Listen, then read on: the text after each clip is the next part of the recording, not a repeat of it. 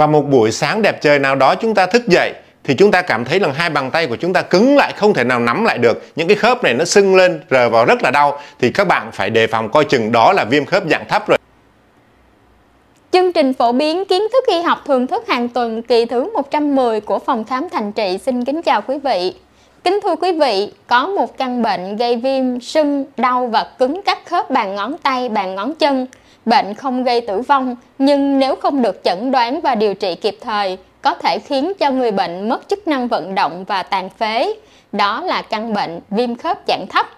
Trong chương trình tuần này, chúng tôi xin mời quý vị cùng lắng nghe bác sĩ Nguyễn Duy Hải, nguyên là bác sĩ điều trị tại Bệnh viện Đa khoa tỉnh Kiên Giang, sẽ trình bày cho chúng ta về nguyên nhân, triệu chứng và các phương pháp điều trị và dự phòng căn bệnh này. Xin mời quý vị cùng theo dõi.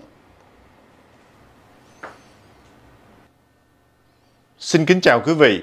Trong chương trình phổ biến kiến thức y học tuần này, tôi sẽ trình bày với quý vị một cái căn bệnh về xương khớp nữa, đó là bệnh viêm khớp dạng thấp, hay còn gọi là viêm đa khớp dạng thấp.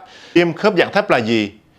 Viêm khớp dạng thấp hay còn gọi là viêm đa khớp dạng thấp là một cái bệnh lý mãn tính. Nó xảy ra do cái hệ miễn dịch của cơ thể chúng ta nó bị rối loạn. Thay thế vì cái hệ miễn dịch nó bảo vệ cơ thể của chúng ta chống lại các cái tác nhân gây bệnh, thì nó lại tấn công vào chính cơ thể chúng ta. Và những cái cơ quan mà nó tấn công chủ yếu là tập trung vào những cái khớp bàn ngón tay, khớp cổ tay, và nặng hơn nữa thì khớp khuỷu tay, bàn ngón chân, khớp cổ chân là chính. Và viêm khớp cái dạng thấp này thì nó làm tổn thương cái niêm mạc của khớp, nó gây ra sưng, nóng, đau, và cuối cùng thì nó dẫn đến xói mòn xương, cứng khớp, nó làm biến dạng cái khớp của chúng ta. Và nếu mà nặng hơn nữa đó, thì nó làm cho chúng ta mất cái khả năng vận động của khớp, nó ảnh hưởng rất lớn đến cái sinh hoạt hàng ngày của chúng ta. Bệnh viêm khớp dạng thấp này thì nó chiếm khoảng 1 đến 5% dân số, tức là cứ 100 người trưởng thành thì có 1 đến 5 người bị viêm khớp dạng thấp. Và bệnh thì nó thường phổ biến ở những cái người có độ tuổi từ 20 đến 40 tuổi. Trong số đó thì đa số là nó xảy ra ở bệnh nhân nữ, chiếm khoảng 2 đến 3 lần so với bệnh nhân nam. Và cái căn bệnh này thì nó diễn biến rất là phức tạp quý vị, và nó gây ra cái hậu quả rất là nặng nề. Do đó nếu mà chúng ta phát hiện sớm, điều trị kịp thời thì nó tránh được những cái biến chứng. Bệnh không có thể nào mà chữa khỏi hoàn toàn được quý vị. Tuy nhiên là nếu mà chúng ta phát hiện sớm, điều trị tích cực ngay từ đầu thì nó hạn chế được tối đa những cái biến chứng của nó. Đặc biệt là cái biến chứng tàn phế do nó thoái hóa những cái khớp này. Và hiện nay thì với các cái loại thuốc hiện đại thì nó cũng giảm đáng kể những cái biến chứng do cái bệnh viêm khớp dạng thấp này gây ra.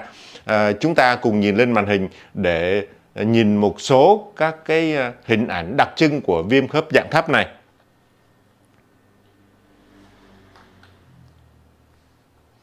Các bạn thấy không? Đây là cái bàn tay của cái người bị viêm khớp dạng thấp, thì những cái khớp gần của ngón tay này, rồi cái khớp bàn ngón tay nó thoái hóa, nó sần sùi, chủ yếu là nó tấn công vào cái bao hoạt dịch này nha quý vị nha, và nó làm cho biến dạng cái khớp đi. Đặc trưng của cái bệnh viêm khớp dạng thấp này thì nó xảy ra ở cái ngón tay của chúng ta, dùng cái khớp xa.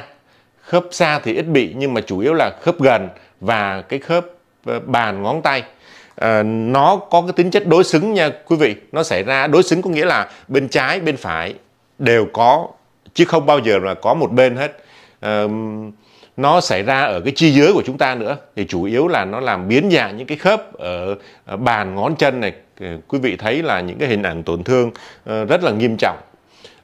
Cái đặc trưng nữa của cái bệnh viêm khớp dạng thấp này đó là khi mà nó đã xảy ra biến chứng rồi thì cái bàn tay nó, quý vị thấy không, nó lệch về một bên. Người ta gọi là đó là cái bàn tay gió lùa. Nó giống như là một cái hàng cây mà gió nó thổi bạt về một bên. Quý vị thấy là cái hình ảnh mà người ta gọi là cái bàn tay gió lùa, một cái bàn tay đặc trưng của viêm khớp dạng thấp. Những cái hình ảnh tổn thương. Và ở trên cái bàn tay của chúng ta thấy có những cái hột này, thì đây là những cái hột hột thấp nha quý vị nha. Thì lát nữa chúng ta sẽ nói về những cái hạt thấp này. Hạt thấp này cũng là một trong những cái tiêu chuẩn để chẩn đoán xác định viêm khớp dạng thấp. Quý vị thấy là những cái tổn thương rất là trầm trọng, nếu mà chúng ta không điều trị kịp thời mà nó xảy ra như thế này thì chúng ta sẽ trở thành tàn phế, không có sinh hoạt được bình thường nha quý vị nha. Thì đó là một số cái hình ảnh về viêm khớp dạng thấp. Phần thứ hai, chúng ta sẽ tìm hiểu nguyên nhân gây bệnh viêm khớp dạng thấp. Quý vị đã biết rằng đây là một cái căn bệnh tự miễn. Thì như các bạn đã biết là ở trong cơ thể chúng ta có những cái bộ phận như là hệ hô hấp thì dùng chúng ta để hô hấp, hít thở. Hệ tiêu hóa thì chúng ta dùng để ăn uống, tiêu hóa thức ăn. Hệ bài tiết, hệ sinh dục, hệ tuần hoàn, vân vân. Trong đó có một cái hệ gọi là cái hệ miễn dịch. Hệ miễn dịch này thì nó có tác dụng là bảo vệ cơ thể của chúng ta khi mà có những cái tác nhân gây bệnh như virus, vi trùng chẳng hạn, thì cái hệ miễn dịch này nó sẽ tấn công các cái tác nhân gây bệnh đó để nó bảo vệ cơ thể của chúng ta. Nhưng mà vì một cái lý do nào đó cái hệ miễn dịch này nó bị rối loạn, thì thay vì nó tấn công các cái tác nhân gây bệnh để nó bảo vệ cơ thể thì nó lại tấn công ngay vào bản thân con người chúng ta, và đặc biệt là nó tấn công vào các cái màng khớp, cái màng bao hoạt dịch, nó gây ra cái tình trạng viêm khớp.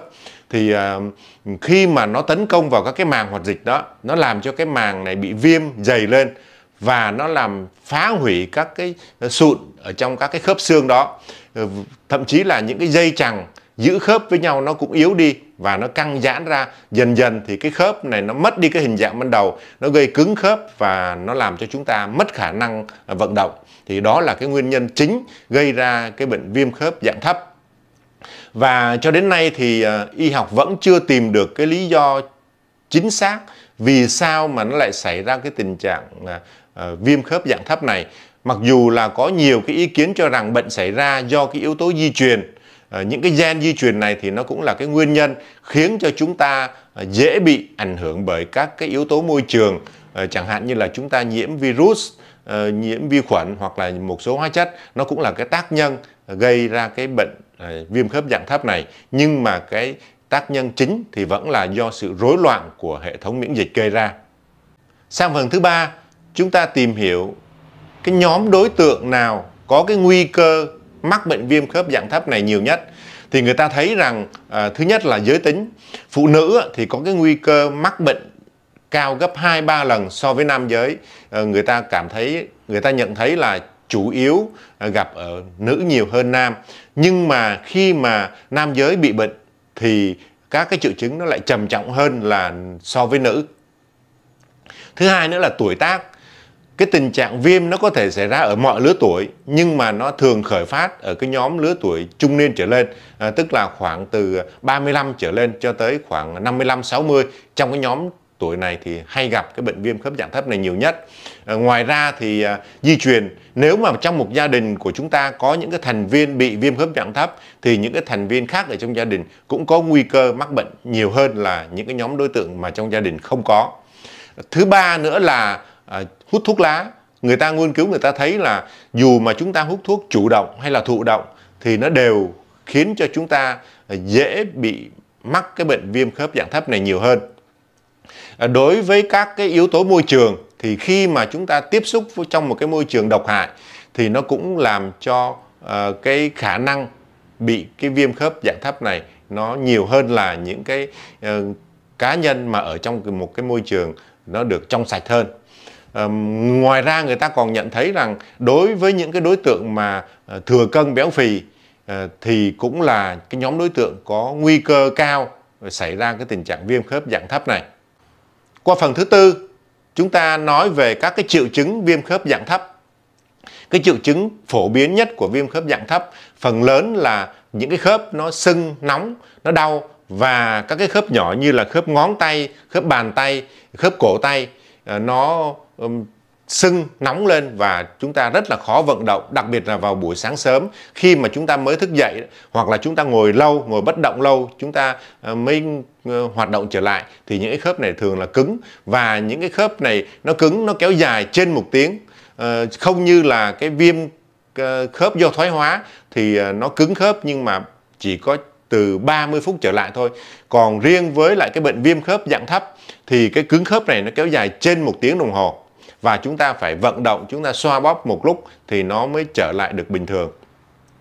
Cái tình trạng xơ cứng này thì nó thường là giảm đi khi mà chúng ta vận động, chúng ta cử động thì những cái khớp này nó sẽ mềm ra.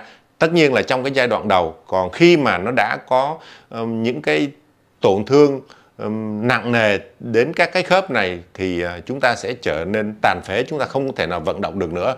Cái triệu chứng khác thì gồm là nó xuất hiện những cái hạt thấp. Quý vị thấy là ở trên cái bàn tay này có những cái hạt mà chúng ta nhìn thấy đây. Đây là những cái hạt thấp. Thì những cái hạt thấp này cũng là một trong những cái tiêu chuẩn để cho chúng ta chẩn đoán.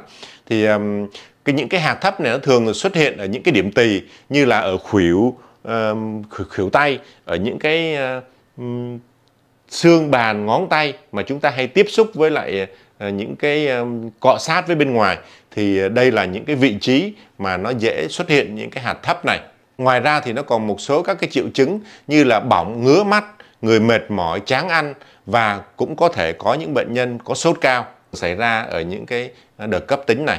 Cái bệnh viêm khớp dạng thấp này đó thì nó có cái xu hướng là nó ảnh hưởng tới những cái khớp nhỏ trước, đặc biệt là các cái khớp gần của ngón tay, khớp bàn tay và khớp ngón chân, khớp bàn ngón chân. Đó là những cái khớp nhỏ và nó thường tổn thương chủ yếu là ở những cái khớp này. Khi mà bệnh tiến triển thì nó mới có khả năng lan dần xuống những cái khớp như là khớp cổ tay, khớp khuỷu tay, hay là khớp cổ chân, rồi khớp gối, thậm chí là nó lên tới cái khớp hông. Nhưng mà điều đó thì nó ít xảy ra, chỉ xảy ra đối với những cái trường hợp nặng. Và thường thì những cái viêm khớp này nó có cái tính chất đối xứng. Không bao giờ mà nó chỉ xảy ra ở một bàn tay. Bên bàn tay mặt có thì bên tay trái cũng có. Nó gọi là viêm khớp có tính chất đối xứng. Qua phần thứ 5, chúng ta đưa ra một số các cái tiêu chuẩn để chẩn đoán. Thì như quý vị đã biết, đối với cái bệnh viêm khớp dạng thấp hay còn gọi là viêm đa khớp dạng thấp này đó, thì cái tiêu chuẩn chúng ta dựa vào cái tiêu chuẩn của Hội Thấp Khớp Học Hoa Kỳ, gọi là ACA năm 1987. Thì đến ngày nay đó, trên thế giới cũng như là ở Việt Nam vẫn còn áp dụng rộng rãi cái tiêu chuẩn. Cái tiêu chuẩn của ACA 1987 nó gồm có những cái tiêu chuẩn sau. Thứ nhất là nó biểu hiện viêm khớp này, và những cái biểu hiện này thì phải kéo dài trên 6 tuần. Thứ hai nữa là cứng khớp vào buổi sáng kéo dài trên 1 giờ. Sau khi mà chúng ta thức dậy thì những cái khớp bàn ngón tay, bàn ngón chân này nó cứng, nhưng mà nó phải kéo dài trên 1 giờ. Thứ ba nữa là viêm tối thiểu 3 cái nhóm khớp. Thì nó gồm có những cái nhóm khớp là bàn, ngón tay, rồi khớp cổ tay, khớp khuỷu. Còn ở chi dưới thì nó có khớp ngón, bàn chân, rồi khớp cổ chân và khớp gối. Đó là những cái nhóm khớp mà tối thiểu phải có 3 trong số 14 cái nhóm khớp đó thì mới đủ cái tiêu chuẩn để cho chúng ta chẩn đoán. Và cái tiêu chuẩn tiếp theo là viêm khớp nó có tính chất đối xứng. Như tôi nói hồi nãy là bên tay mặt có thì bên tay phải cũng có, bên chân phải có thì bên chân trái cũng có. Nó gọi là viêm khớp đối xứng. Ngoài ra thì cái hạt thấp dưới da cũng là một tiêu chuẩn. Và xét nghiệm thì cái yếu tố RF, tức là cái yếu tố dạng thấp ở trong huyết thanh phải dương tính. Ngoài ra người ta còn bổ sung thêm cái triệu chứng của X-quang. Thì khi mà chụp X-quang những cái khớp bàn tay, ngón tay, cổ chân thì nó có dấu hiệu tổn thương điển hình là nó có những cái hình hốc, hình khuyết các cái đầu xương hoặc là hẹp khe khớp. Thì đó là một trong những cái tiêu chuẩn để cho chúng ta chẩn đoán. Có từ 4 triệu chứng trở lên trong nhóm các cái triệu chứng này thì chúng ta được chẩn đoán là viêm khớp dạng thấp. Theo cái tiêu chuẩn chẩn đoán của Hiệp hội Thấp Khớp Học Hoa Kỳ thì chúng ta thấy là chúng ta chủ yếu là dựa vào lâm sàng. Còn những cái xét nghiệm thì nó chỉ có mang tính nghiên cứu, cũng như là trong những cái ca khó thì chúng ta mới cần phải làm những cái xét nghiệm phức tạp hơn. Còn theo cái tiêu chuẩn của Hội Thấp Khớp Học Hoa Kỳ thì chỉ có một cái xét nghiệm là xét nghiệm yếu tố dạng thấp RF dương tính là chúng ta đã đủ cái điều kiện để chúng ta chẩn đoán rồi. Ở trong bệnh viện thì chúng tôi có thể làm một số các cái xét nghiệm khác như là xét nghiệm máu chẳng hạn để mà xác định cái số lượng hồng cầu. Những cái người mà bị bệnh tự miễn viêm khớp dạng thấp này thì nó có thể nó có cái số lượng cái tế bào hồng cầu nó thấp, nó làm cho cái tốc độ máu lắng tăng lên. Ngoài ra thì người ta còn làm cái xét nghiệm protein phản ứng C, thì hay người ta còn quen gọi là CRP đó. Rồi làm cái xét nghiệm kháng thể kháng nhân ANA, và người ta có một cái xét nghiệm nữa để người ta chẩn đoán là viêm khớp dạng thấp huyết thanh dương tính hay là âm tính, đó là anti-CCP. Rồi cái tốc độ máu lắng của tế bào máu đó, nó cũng là một trong những cái tiêu chuẩn để cho chúng ta chẩn đoán. Còn một cái xét nghiệm RF là cái yếu tố dạng thấp như tôi nói hồi nãy, thì đây là một cái yếu tố chính để cho chúng ta chẩn đoán xác định là một người bị viêm khớp dạng thấp hay không. Qua phần thứ 7, các cái biện pháp điều trị viêm khớp dạng thấp. Hiện nay thì như chúng ta đã biết là chưa có một cái thuốc điều trị đặc hiệu nào nó làm cho cái bệnh viêm khớp dạng thấp này khỏi hoàn toàn. Các cái biện pháp mà chúng ta điều trị đó thì chủ yếu là nhằm cải thiện các cái triệu chứng và nâng cao cái chất lượng của cuộc sống, chứ không có điều trị dứt điểm cái bệnh viêm khớp dạng thấp này được. Thì đối với thuốc thì các cái loại thuốc mà các bác sĩ thường dùng sẽ phụ thuộc vào các cái giai đoạn của bệnh cũng như là cái mức độ nghiêm trọng của từng bệnh nhân một để cho chúng ta đưa ra những cái phác đồ điều trị mang cái tính cá nhân cho từng người một. Thì cái nhóm thuốc đầu tiên là cái nhóm thuốc NSAID, tức là cái nhóm thuốc kháng viêm non-steroid. Thì cái nhóm thuốc này là cái nhóm thuốc không cần kê đơn, cho nên là chúng ta có thể mua ở các cái tiệm thuốc về chúng ta sử dụng được. Tuy nhiên là phải có cái sự chỉ định theo dõi của bác sĩ. Thì những cái loại thuốc non-steroid NSAID không kê đơn thì nó bao gồm như là những cái chế phẩm ibuprofen, Anvit, Mochim chẳng hạn, hay là Naproxen. Cái biệt dược của nó là aloe vera, nó có tác dụng rất tốt trong cái giai đoạn mà cấp tính, thì nó làm cho những cái triệu chứng viêm đau cứng khớp này nó giảm rõ rệt đối với lại cái nhóm thuốc non-steroid này. Nó có một cái nhược điểm là nó gây kích ứng dạ dày, và đối với lại những cái người mà có bệnh thận hay bệnh tim thì chúng ta cũng cần phải cân nhắc và được theo dõi. Nhóm thuốc thứ hai là các cái nhóm corticoid. Đây là một cái nhóm thuốc nó có tác dụng rất là mạnh ở trong các cái đợt viêm cấp. Tuy nhiên thì khi mà sử dụng cái nhóm corticoid này thì phải được có sự chỉ định của các bác sĩ chuyên khoa và được theo dõi, bởi vì song song với cái việc mà nó làm giảm những cái cơn đau cấp tính như vậy thì nó cũng để lại những cái tác dụng phụ rất là nặng nề như là loãng xương, tăng cân, rồi có thể là bệnh nhân bị đái tháo đường. Cái nhóm thuốc thứ ba là cái nhóm thuốc người ta gọi là thuốc chống thấp khớp thay đổi bệnh, hay người ta còn gọi là DMARD các bạn. Đây là một cái loại thuốc nó có thể làm chậm sự phát triển của các cái đợt viêm khớp dạng thấp này, và nó cứu các cái khớp, tránh những cái tổn thương vĩnh viễn. Thì DMARD này thông thường thì bao gồm các cái dẫn xuất của thuốc sốt rét mà người ta dùng để điều trị sốt rét như là Hyoscine, Chloroquine, hay là nó có cái biệt dược là Plaquenil, rồi Sulfasalazine. Thì những cái biệt dược đó nó rất là hiệu quả trong cái việc mà nó bảo tồn những cái khớp của chúng ta. Tuy nhiên thì những cái thuốc này phải có sự chỉ định của bác sĩ chuyên khoa. Cái nhóm DMARD thứ hai là cái nhóm thuốc này nó mới hoàn toàn.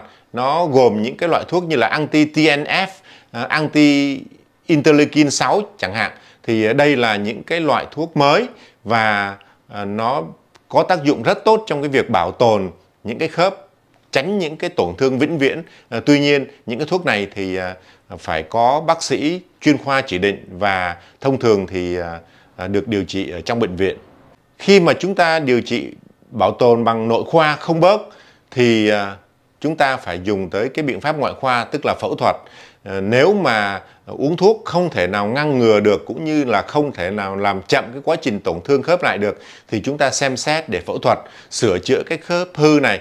Phẫu thuật thì nó có thể giúp khôi phục cái khả năng vận động của khớp cũng như là nó cải thiện cái chức năng vận động. Phẫu thuật viêm khớp dạng thấp này nó có thể bao gồm là phẫu thuật nội soi. Ngoài ra thì người ta còn phẫu thuật để mà chỉnh trục những cái chi nó bị lệch, hoặc là cuối cùng thì không thể bảo tồn được nữa thì người ta phải thay khớp, loại bỏ những cái khớp cũ đi và thay vào một cái khớp nhân tạo.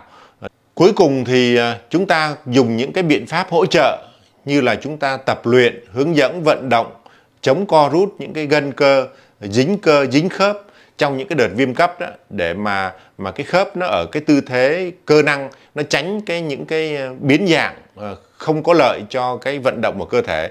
Và chúng ta cũng khuyến khích người bệnh là nên tập ngay khi mà những cái triệu chứng viêm nó được thuyên giảm đi. Tất nhiên là trong những cái đợt viêm cấp thì chúng ta cần phải nghỉ ngơi hoàn toàn. Sau đó khi mà những cái đợt viêm nó đã ổn định thì chúng ta phải tiến hành chúng ta tập vật lý trị liệu, và chúng ta phải tập nhiều lần trong ngày, cả chủ động lẫn thụ động, để theo đúng cái chức năng sinh lý của các cái khớp, để tránh chúng ta bị tàn phế, mất cái chức năng vận động của khớp đi. Ngoài ra thì chúng ta dùng một số các cái loại công cụ để hỗ trợ nâng đỡ cái khớp trong cái quá trình mà chúng ta luyện tập. Trên đây tôi vừa trình bày với tất cả quý vị một cách sơ lược nhất về bệnh viêm khớp dạng thấp, hay còn gọi là viêm đa khớp dạng thấp. Đây là một cái căn bệnh tuy không có gây chết người nhưng mà nó lại làm cho chúng ta rất là đau đớn và làm cho chúng ta tàn phế nếu chúng ta không được điều trị kịp thời. Hy vọng rằng những cái kiến thức này sẽ góp phần làm cho quý vị chăm sóc bản thân quý vị tốt hơn, phát hiện kịp thời những cái tổn thương gây viêm khớp mà có khả năng là chúng ta bị viêm khớp dạng thấp, để chúng ta gặp bác sĩ chẩn đoán điều trị kịp thời, tránh những cái tổn thương đáng tiếc xảy ra. Xin cảm ơn tất cả quý vị đã quan tâm theo dõi. Xin kính chào tạm biệt quý vị. Quý vị vừa lắng nghe bác sĩ Nguyễn Duy Hải trình bày về nguyên nhân, triệu chứng, cách phương pháp điều trị và cách phòng ngừa bệnh viêm khớp dạng thấp. Xin cảm ơn quý vị đã quan tâm theo dõi. Xin quý vị vui lòng like, chia sẻ, đăng ký kênh và ấn vào nút chuông thông báo bên dưới màn hình để đón xem những chương trình tiếp theo của chúng tôi về các loại bệnh lý và các giải pháp để bảo vệ sức khỏe của con người. Xin kính chúc quý vị một ngày Chủ nhật an lành và hạnh phúc. Xin cảm ơn và kính chào tạm biệt.